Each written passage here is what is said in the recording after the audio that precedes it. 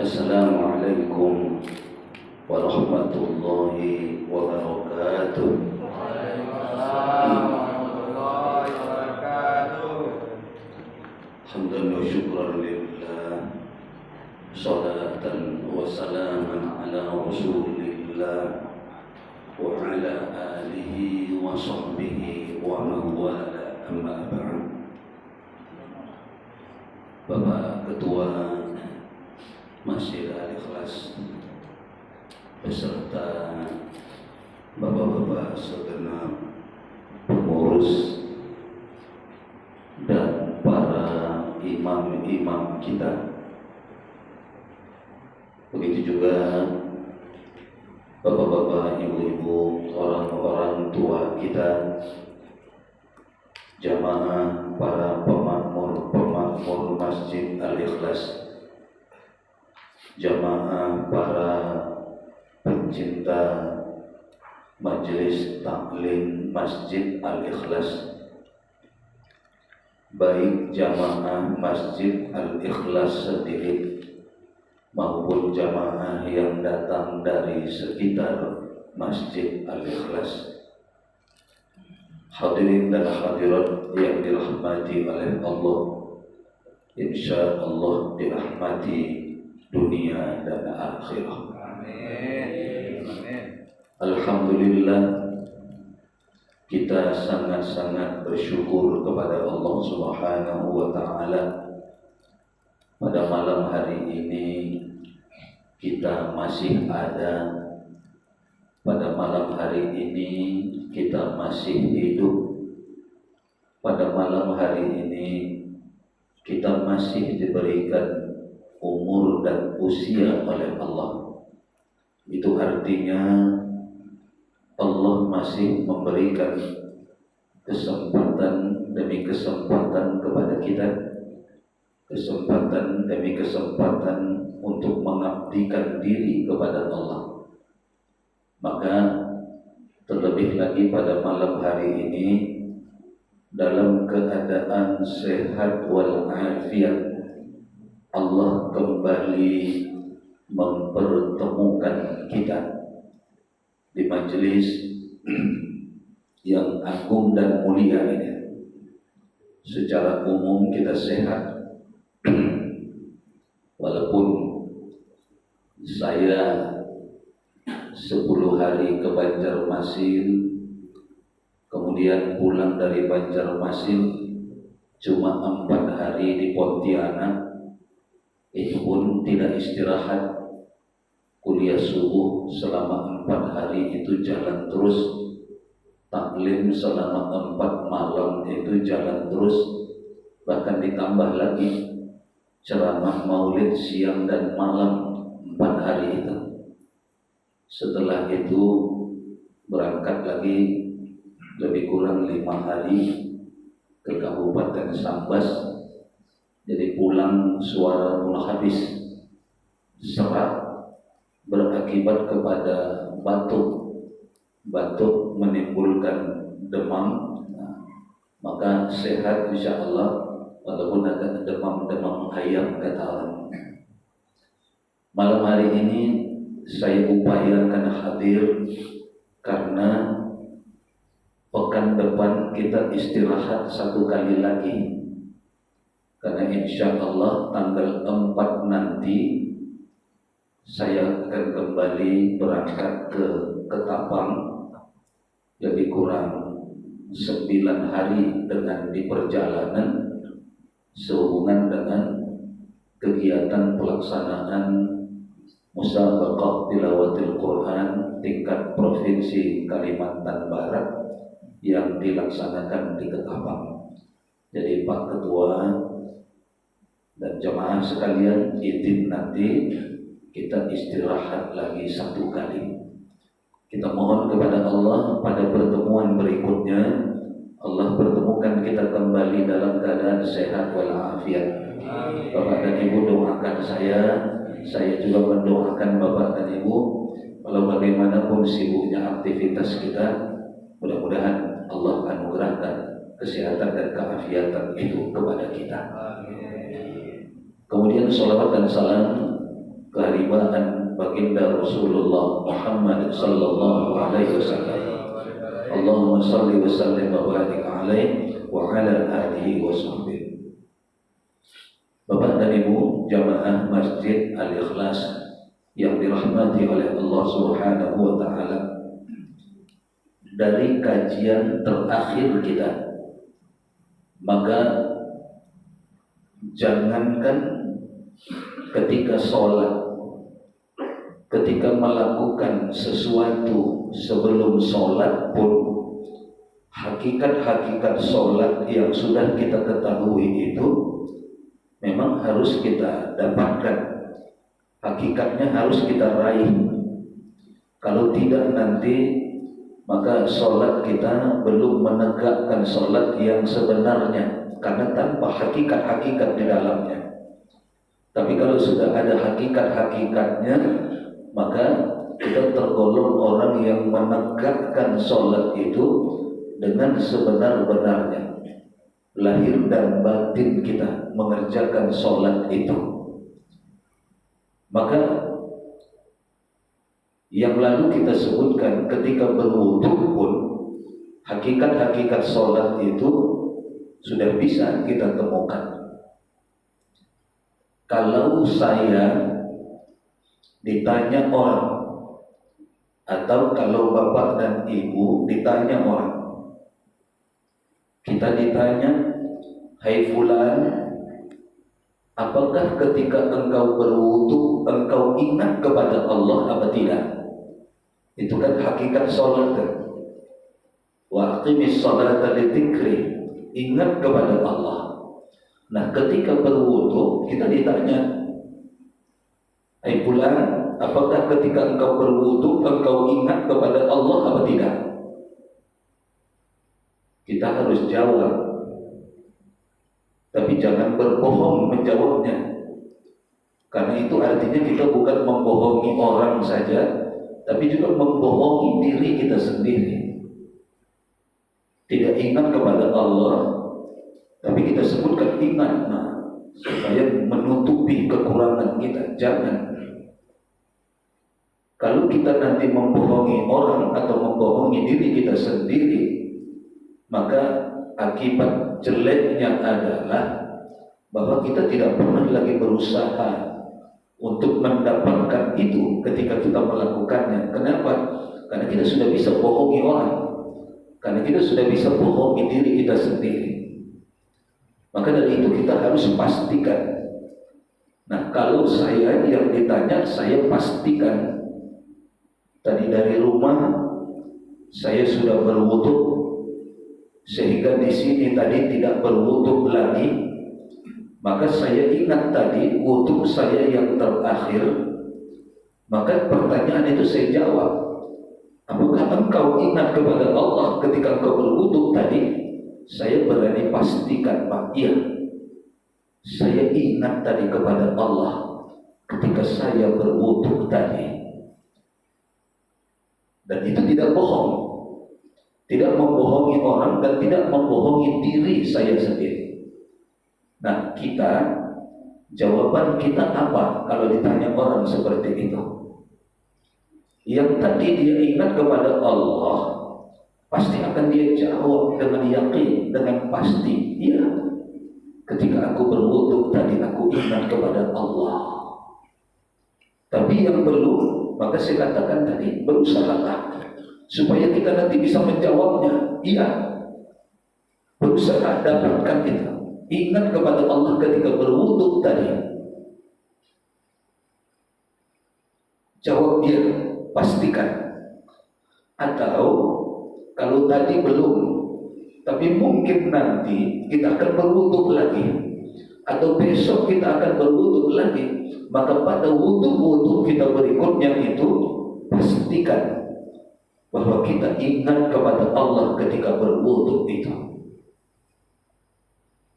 Satu, hakikat sholat kita dapat, ingat kepada Allah ketika berwudu. Kemudian pertanyaan itu bisa jadi ditingkatkan orang lain lagi untuk kita. Saya ditanya, bapak dan ibu ditanya, ingatnya. Apa yang membuatmu tadi ingat kepada Allah ketika berwudu? Jadi pertanyaannya sudah begitu. Tadi pertama, apakah engkau ingat kepada Allah ketika berwudu? Kita jawab dengan pasti ingat. Tapi yang sudah memastikan, yang belum, sekali lagi saya katakan, jujurlah kepada diri sendiri. Belum. Tadi aku tidak ingat kepada Allah sedikit pun ketika berwudu. Yang sudah, maka jawab iya, pastikan. Saya ingat kepada Allah, maka saya pastikan. Nah, saya ditanya lagi, apa yang membuat kita ingat kepada Allah waktu berwudu tadi? Bapak dan Ibu sekali lagi harus jawab itu. Jawab dengan jujur, jangan bohong. Karena kalau bohong bukan cuma membohongi orang, tapi juga membohongi diri sendiri. Maka saya pribadi tadi saya pastikan, iya, saya ingat kepada Allah. Lalu ditanya lagi, apa yang membuatmu ingat tadi kepada Allah? Jawaban saya, sebelum berwudu tadi, saya sengaja menghadapkan diri saya ke arah kiblat ketika berwudu itu.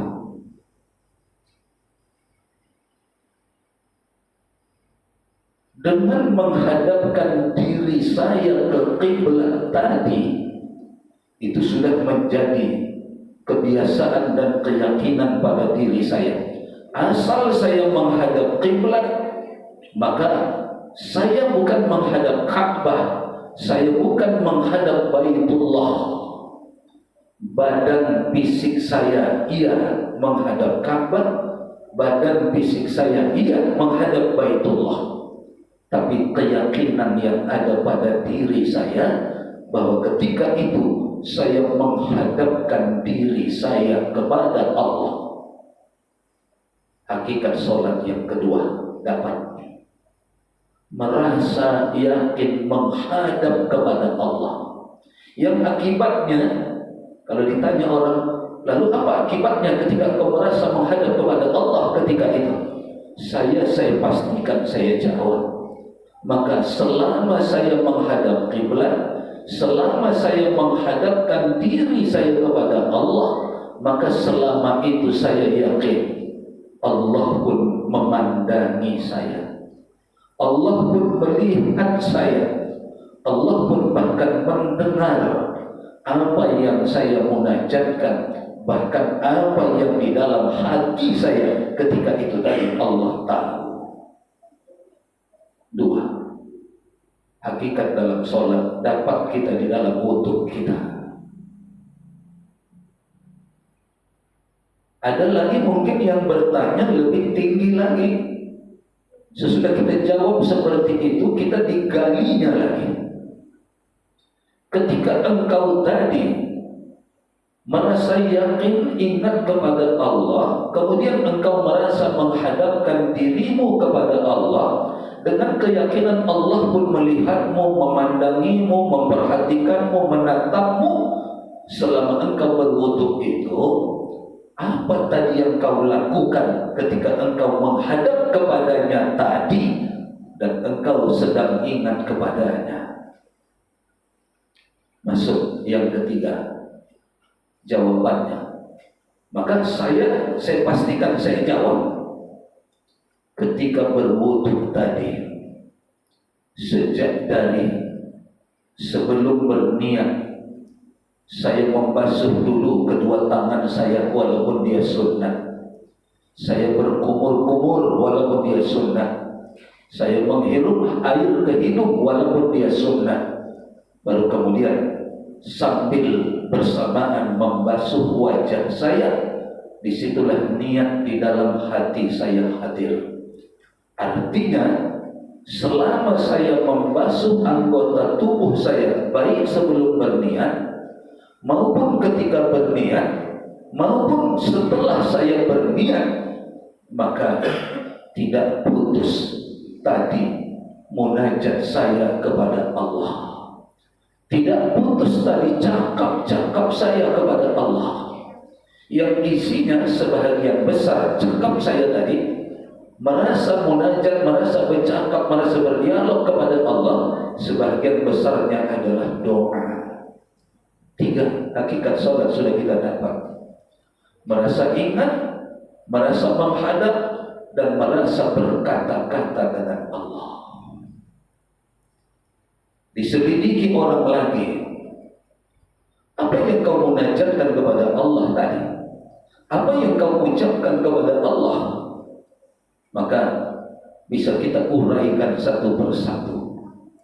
Ketika tadi aku membasuh tanganku sebelum berniat, aku bermunajat, bermohon kepada Allah, ya Allah, ampunilah dosa-dosa yang diperbuat oleh tangan hamba ini.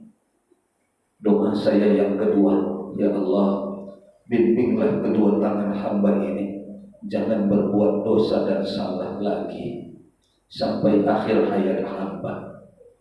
Yang ketiga, saya bermohon kepada Allah tadi, ya Allah, pancarkan cahaya kebaikan pada kedua tangan hamba ini, agar dia hanya berbuat yang baik-baik dan menyukai kebaikan-kebaikan, ya Allah. Ditanya orang lagi, ketika engkau tadi berkumur-kumur, apa munajatmu kepada Allah? Saya pastikan tadi, kumur-kumur saya yang pertama, saya mohon kepada Allah lewat munajat saya, ya Allah, ampunilah dosa-dosa yang bersumber dari mulut hamba ini. Yang pertama. Yang kedua, saya berdoa, ya Allah, bimbinglah mulut lisan hamba ini, agar tidak melakukan dosa-dosa lagi di masa yang akan datang sampai akhir hayat hamba. Yang ketiga, doa saya tadi ketika berkumur-kumur, ya Allah, pancarkan cahaya kebaikan dari mulut hamba, dari lisan hamba, dari ucapan hamba, ya Allah, hanya yang baik-baik dan menyukai kebaikan-kebaikan. Pastikan, kalau itu sudah ada, pastikan jawab seperti itu. Tapi kalau belum, jangan, nanti berbohong, membohongi orang dan membohongi diri kita sendiri. Jangan.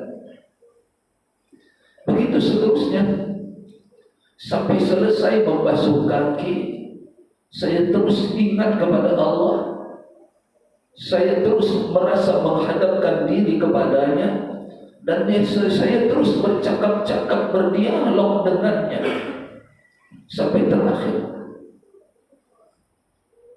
Baru kemudian setelah selesai berdoa, setelah selesai berwudu, saya pun tadi berdoa kepada Allah.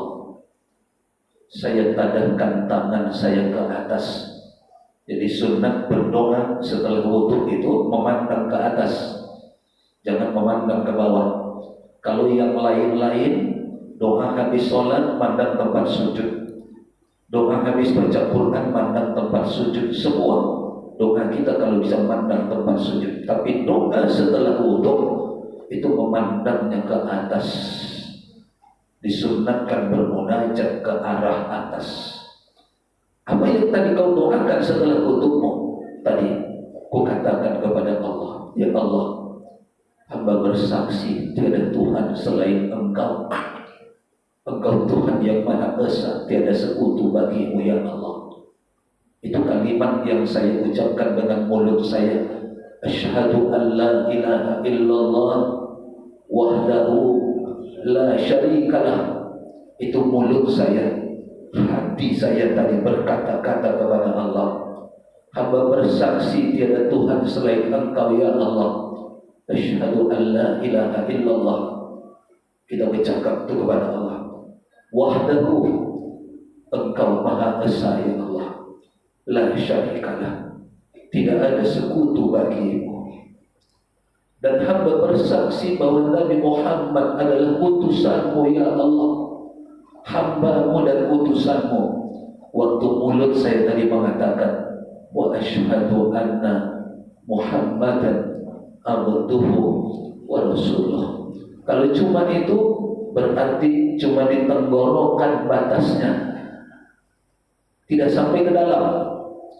cuma di tenggorokan saja itu. Kalau cuma itu, maka kalau merasa bercakap-cakap baru dia ke dalam.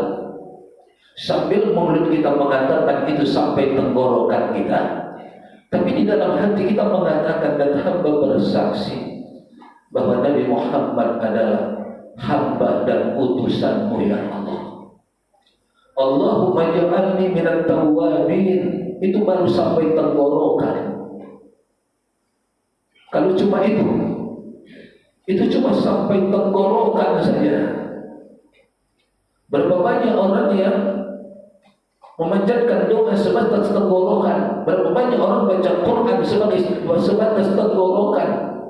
Berapa banyak orang berzikir sebatas tenggorokan. Berapa banyak orang bermunajat sebatas tenggorokan. Karena cuma mulutnya yang mengerjakan. Turunkan tenggorokan sedikit pun tidak ada. Maka saya pastikan, saya tadi bermohon kepada Allah, ya Allah, jadikanlah hamba menjadi orang yang senantiasa bertaubat kepada At-Tawwabin. Jadikan hamba menjadi orang yang senantiasa bertaubat kepada-Mu. Waj'alni minal mutatahhirin.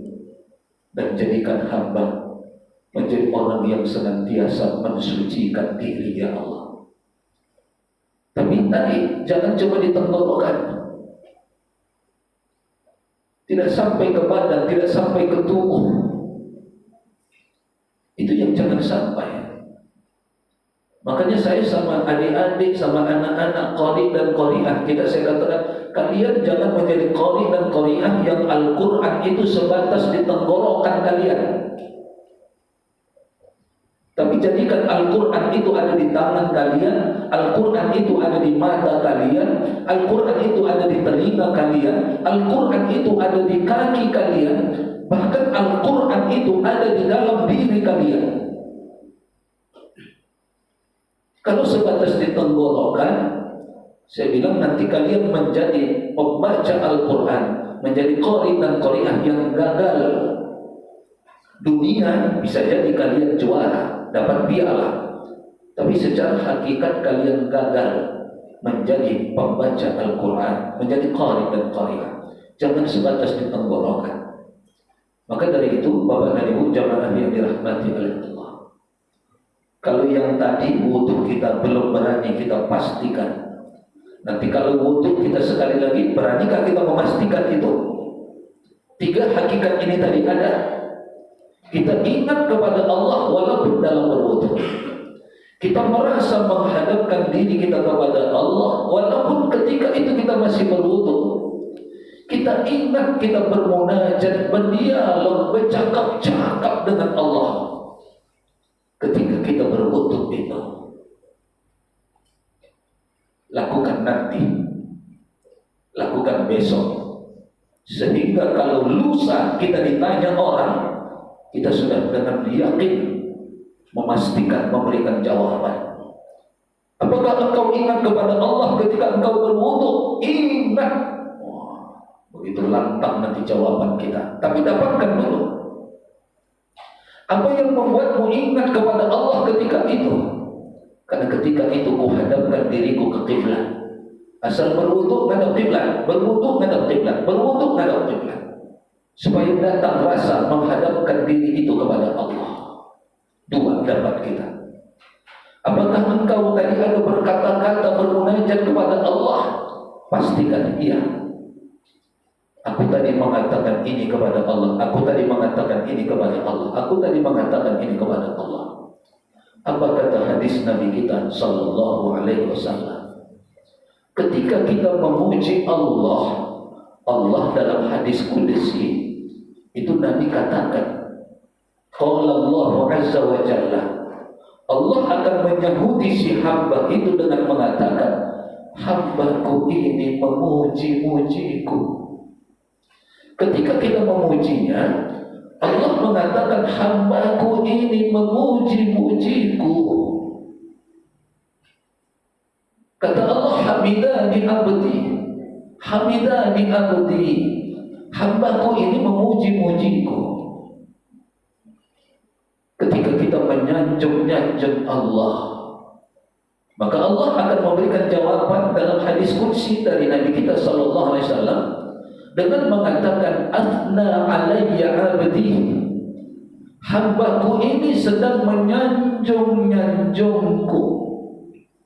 Allah jawab itu. Apa yang kita munajatkan itu dijawab oleh Allah. Kalau benar dia memuji, Allah katakan hamidani abdi. Kalau benar dia menyanjung, Allah katakan athna alayya abdi. Ketika kita mengagung-agungkan Allah, maka dalam hadis qudsi Nabi sallallahu alaihi wasallam juga menjelaskan Allah akan menjawab dengan mengatakan majjadani abdi. Apa kata Allah dengan jawaban itu? Hambaku ini sedang mengagung-agungkanku. Tapi kalau rasa mengagung-agungkan itu memang ada pada diri kita. Rasa memuji itu ada, rasa menyanjung itu ada, rasa mengagung-agungkan itu ada, maka Allah akan jawab seperti itu. Kalau yang kita munajatkan kepada Allah berisi permintaan doa, seperti tadi, banyak doa dalam wudhu kita tadi, maka kata Nabi kita sallallahu alaihi wasallam, Allah akan menyamuti, Allah akan menjawab dengan mengatakan wa li 'abdi ma sa'ala, wa li 'abdi ma sa'ala, untuk hambaku ini akan kuberikan ma sa'ala, yang dia minta itu, kata Allah. Tapi betul-betul merasa menghadap dan meminta, betul-betul ingat sama dia dan meminta kepadanya, maka jawaban Allah seperti itu dalam hadis qudsi itu, wa li 'abdi ma sa'ala, wa li 'abdi ma sa'ala, wa li 'abdi, untuk hambaku ini, ma, apapun segala sesuatu, sa'ala, yang dia minta kepada aku, kata Allah. Maka munajat kita itu luar biasa Bapak dan Ibu. Maka pujilah Allah, jangan cuma di tenggorokan, tapi lahir dan batin, agar kita mendapatkan jawaban dari Allah, hamidani abdi. Sanjunglah Allah, bukan cuma di tenggorokan, tapi seluruh lahir batin kita, maka kita akan mendapatkan jawaban dari Allah, athna alayya abdi. Kalau kita benar-benar mengagung-agungkan Allah ketika kita sedang bertemu dengan kalimat-kalimat yang mengagung-agungkannya, maka Allah akan menyamuti kita, majjadani abdi. Ketika kita berdoa, ketika kita bermohon kepadanya dalam munajat itu, maka Allah akan menjawab, Allah akan menyahuti dengan mengatakan wa li 'abdi ma sa'ala, untuk hambaku kuberikan yang dia minta, kata Allah. Maka gunakanlah wudhu kita, sudah ada hakikat-hakikat sholat di dalamnya. Kalau tadi di tengah uraiannya kita putus, ketika membasuh wajah, apakah kau ingat kepada Allah? Ingat. Apa yang membuatmu ingat? Aku masih menghadapkan diri kepadanya, aku masih menghadap ke kiblat. Kemudian, apakah kau merasa menghadap? Jelas, karena hadapanku masih ke kiblat.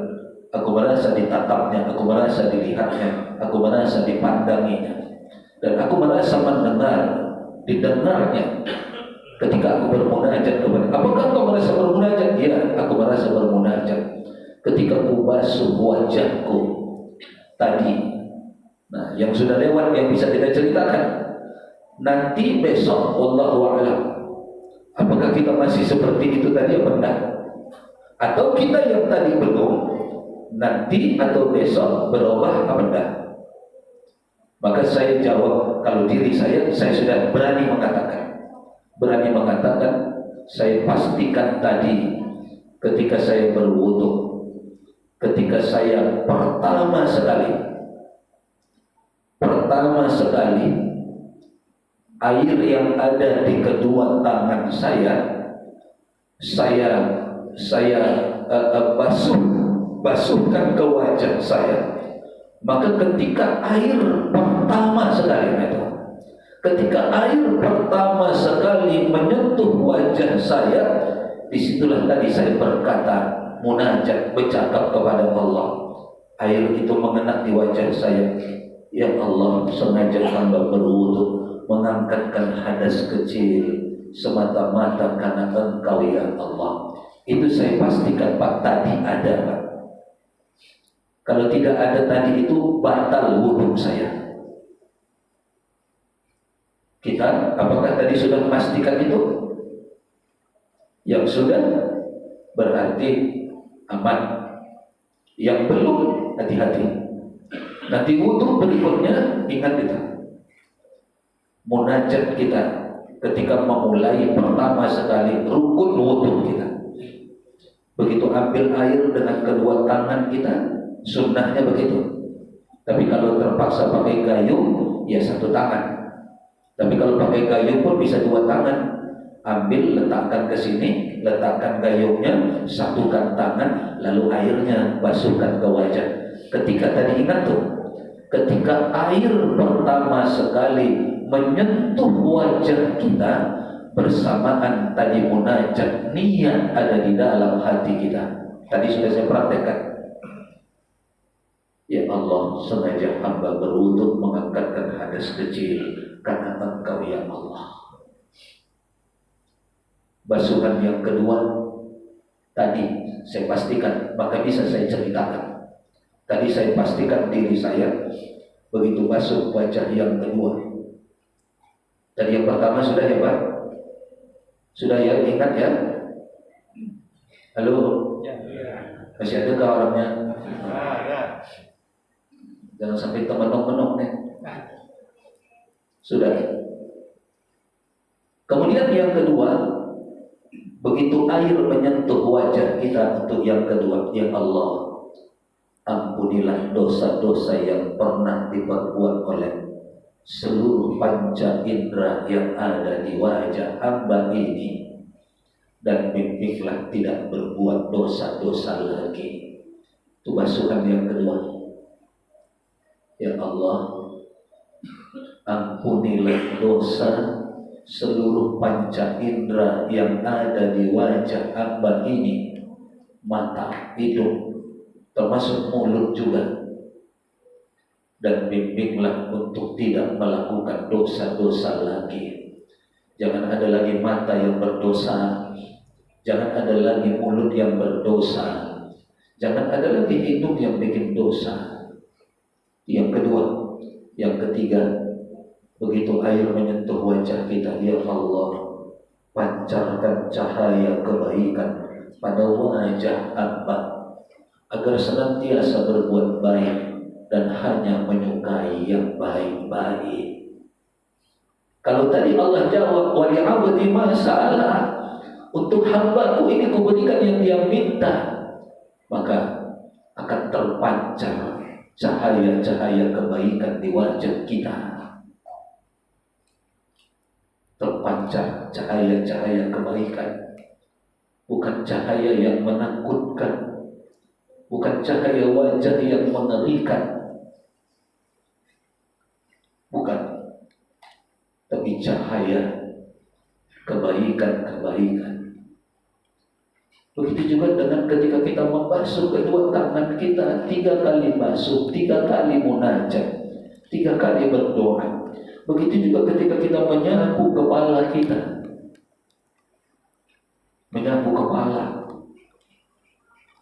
Kalau saya selalu meminta kepada Allah, termasuk wudu saya tadi, itu saya pastikan, ya Allah, hindarkan kepala hamba ini dari memikirkan yang tidak Engkau ridhoi.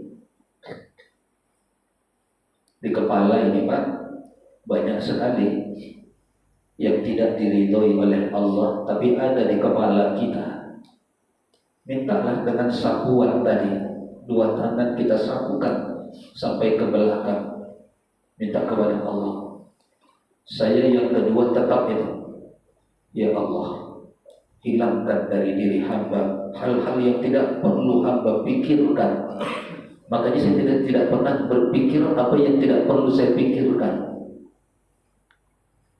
Saya tidak pernah mikirkan mau Ratu Elizabeth meninggallah. Tak pernah itu saya pikir-pikir, mah.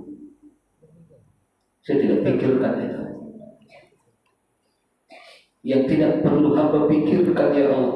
Kita ini kebanyakan di kepala ini memikirkan yang tidak perlu kita pikirkan. Suami orang keluar dari rumahnya dengan gagah pakaian yang lengkap, jadi pikiran kita, mau ngapain ini? Istri orang keluar tanpa kita dari rumahnya, jadi pikiran kita, mau kemana ini? Kok pakaiannya kayak gini? Jadi pikiran kita. Masuk nanti kursi baru ke rumah orang, jadi pikiran kita, dari mana dia dapat duit ini? Saya itu Allah hilangkan Bapak dan Ibu. Saya tidak pernah memikirkan apa yang di sekitar saya yang tidak perlu saya pikirkan kecuali yang perlu. Yang terakhir, yang ketiga, yang tidak pernah tidak saya minta kepada Allah. Tetap saya minta, termasuk tadi wudhu saya terakhir tadi. Sapuan yang ketiga, ya Allah, cerdaskan hamba untuk memahami agama-Mu. Itu doa yang ketiga. Tidak pernah saya tinggalkan. Ya Allah, cerdaskan hamba untuk memahami agama-Mu. Soal main catur saya bodoh, tidak apa-apa. Soal main kartu saya bodoh, tidak apa-apa. Soal yang lain-lain saya bodoh, tidak apa-apa. Tapi saya selalu minta kepada Allah, soal agama jangan sampai hamba bodoh, ya Allah. Itulah kalimat doa, ya Allah, cerdaskan pikiran hamba untuk memahami agama-Mu. Jangan dibalik, yang lain-lain ngerti soal agama, tidak. Yang lain-lain dia tahu, paham. Kalau ditanya sama dia, jadikan si Lesti Kejora balikan sama si Rizky Bilar. Oh jadi, kata dia, tahu dia Pak. Tapi kalau kita tanya, siapa juara 1 MTQ Dewasa Putra kemarin nasional di Banjarmasin? Kata dia, tak tahu dia. Kalau saya biarlah bodoh soal Dewi Persik, bodoh soal si Nikita Mirzani yang paling viral, tidak apa-apa saya bodoh soal itu. Tapi soal agama, saya minta Allah cerdaskan saya. Itu diantaranya Bapak dan Ibu, waktu basuh kaki juga begitu. Ya Allah, ampunilah dosa-dosa yang pernah dilakukan kedua kaki hamba ini. Lanjut lagi yang kedua, yang kanan. Ya Allah, bimbinglah kedua kaki hamba ini tidak melakukan dosa-dosa lagi. Yang ketiga, sebelah kanan tetap saya minta, pancarkan cahaya kebaikan pada kedua kaki hamba ini, ya Allah, agar melangkah ke tempat yang baik-baik dan melakukan kebaikan-kebaikan. Pindah yang ke kiri, selalu saya doa, bahkan sampai tadi, walaupun belum sepenuhnya saya merasa yakin dikabulkan oleh Allah. Kenapa? Tapi saya tetap berdoa, ya Allah, sehat afiatkan kedua kaki hamba ini. Hindarkan dari segala penyakit yang ada, ya Allah. Bahkan kadang-kadang saya tidak tahu takdir saya nanti seperti apa, tapi tetap saya meminta kepada Allah, jauhkan ya Allah